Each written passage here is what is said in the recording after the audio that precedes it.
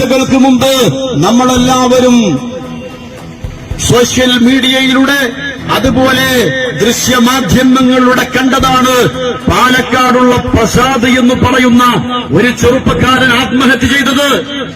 ആ ചെറുപ്പക്കാരൻ കൃഷി ചെയ്ത്, ആ ചെറുപ്പക്കാരൻ നെൽകൃഷി ചെയ്ത്, ആ നെൽകൃഷിയുടെ വളവുണ്ടാക്കി, ആ നെല്ല് സംഭരിച്ച് കേരളത്തിനായി അദ്ദേഹത്തിന് പണം കൊടുക്കാതെ കടക്കണിയിൽ വീണപ്പോ കടക്കണിയുടെ അവസാനത്തിൽ യാതൊരു ഗത്യന്തരവുമില്ലാതെ ആ ചെറുപ്പക്കാരൻ തന്റെ സുഹൃത്തിനെ വിളിക്കുന്നത്, എന്റെ മുമ്പിൽ വേറെ മാർഗമില്ല, ഞാൻ ആത്മഹത്യ ചെയ്യുകയാണെന്ന് പറയുമ്പോ ആ സുഹൃത്ത് പറയുന്നുണ്ട്, ഏട്ടാ ആത്മഹത്യ ചെയ്യാണെന്ന് നിൽക്കരുത്.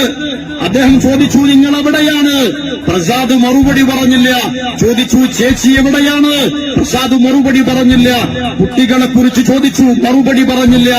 അവസാനം നമ്മൾ കണ്ടത്, എന്റെ മുമ്പിൽ വേറെ മാർഗമില്ല എന്ന് പറഞ്ഞ് ആ കർഷകൻ ആത്മഹത്യ ചെയ്തപ്പോ, കുട്ടനാട്ടിലെ പാവപ്പെട്ട കർഷകർ ആത്മഹത്യ ചെയ്യുമ്പോ അവരുടെ കാര്യം കഴിഞ്ഞ ദിവസങ്ങൾക്ക് മുമ്പ് ജയസൂര്യ എന്ന് പറയുന്ന ഒരു സിനിമാ നടൻ മന്ത്രിമാരെ വേദിയിൽ കിട്ടിയപ്പോ ജയസൂര്യ പറഞ്ഞു, കേരളത്തിലെ ഗവൺമെന്റ് പാവപ്പെട്ട ഈ നാട്ടിലെ കർഷകരെ, ഈ രാജ്യത്തിന്റെ നാടിന്റെ നട്ടെല്ലായ ഇവിടെയുള്ള ആളുകൾ കന്നം കൊടുക്കുന്ന ഈ പാവപ്പെട്ട കർഷകരെ പരിഗണിക്കണം, അവർക്ക് അവരുടെ കൃഷിക്കുള്ള വേതനം കൊടുക്കണം എന്ന് പറഞ്ഞപ്പോ കേരളത്തിന്റെ ഏറ്റവും കഴിവുകെട്ട കൃഷിമന്ത്രിയായ ഭക്ഷ്യവകുപ്പ് മന്ത്രിയായ കഴിവുകെട്ടവൻ അയാൾ പറയാണ്, ഞങ്ങൾ ഇവരെ വേണ്ട പോലെ പരിഗണിക്കുന്നുണ്ട്, ഇനി ഇവരെ കൊണ്ട് പറ്റുന്നില്ല എങ്കിൽ ഞങ്ങൾ തമിഴ്നാട്ടിൽ നിന്ന് അരി കൊണ്ടുവരുമെന്ന് പറഞ്ഞ് ഈ കേരളത്തിലെ പാവപ്പെട്ട കർഷകന്റെ മുഖത്തടിക്കുന്ന, മുഖത്തേക്ക് കാർക്കിച്ചു തുപ്പുന്ന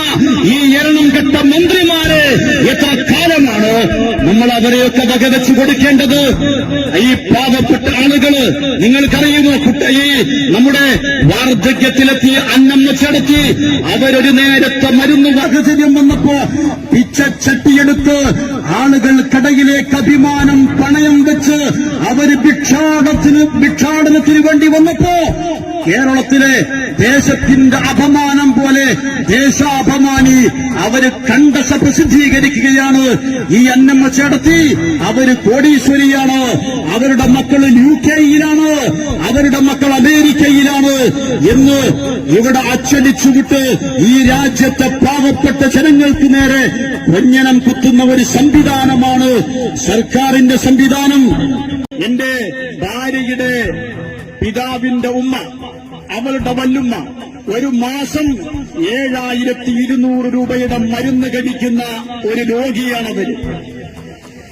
അങ്ങനെ സ്ഥിരമായി മാസങ്ങളോളം ഈ മരുന്ന് വാങ്ങിക്കൊണ്ടിരിക്കുമ്പോ പാലക്കാട് ജില്ലയിലെ പുതുനഗരം എന്ന പ്രദേശത്തുള്ള ഒരു മെഡിക്കൽ ഷോപ്പുകാരനായ എന്റെ സുഹൃത്തിനോട് പറഞ്ഞു, റിഷാദെ, നീ ഇങ്ങനെ 7200 രൂപക്ക് മരുന്ന് വാങ്ങുന്നത് ഈ ജൻ ഔഷധി മെഡിക്കൽ ഷോപ്പിൽ നിന്ന് മരുന്ന് വാങ്ങിയാൽ നല്ല ഇളവുണ്ട് എന്ന് പറഞ്ഞു. ഞാൻ ചോദിച്ചു, എന്താണ് ജൻ ഔഷധി? അത് പ്രധാനമന്ത്രിയുടെ ഒരു പദ്ധതിയാണ്. പാലക്കാട് സുൽത്താൻ പേട്ടിൽ ഇന്ന ടേണിങ്ങിൽ പ്രധാനമന്ത്രി ജൻ ഔഷധി എന്നൊരു മെഡിക്കൽ ഷോപ്പുണ്ട്, നീ അവിടെ പോയി മരുന്ന് വാങ്ങ്.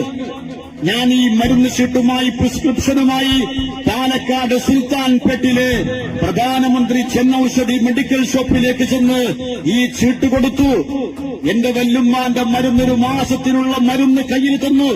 7200 രൂപ പാലക്കാട് പരശുരാം മെഡിക്കൽസിലും പാലക്കാട് പ്രീമിയർ മെഡിക്കൽസിലും കൊടുത്തിരുന്ന ഞാൻ 5000 രൂപ കയ്യിൽ പിടിച്ചു നിൽക്കുമ്പോ ആ മെഡിക്കൽ ഷോപ്പിലെ അവയുടെയുള്ള ജോലിക്കാരൻ എന്നോട് പറഞ്ഞു, 720 രൂപ, 720 അല്ല 920 രൂപ, 920 രൂപ, 7200 മാസം മരുന്ന് വാങ്ങിയ എനിക്ക് അത് 920 രൂപക്ക് പ്രധാനമന്ത്രി ജൻ ഔഷധി മെഡിക്കൽ ഷോപ്പിൽ നിന്ന് മരുന്ന് കിട്ടിയപ്പോ പ്രധാനമന്ത്രിക്ക് നാട്ടിലുള്ള ജനങ്ങളോടുള്ള കരുണയും വാത്സല്യവും ആർദ്രതയും ആരെങ്കിലും പറഞ്ഞുണ്ടാക്കിയതല്ല, അതെന്റെ ബോധ്യമാണ്, അതെന്റെ ബോധ്യമാണ്.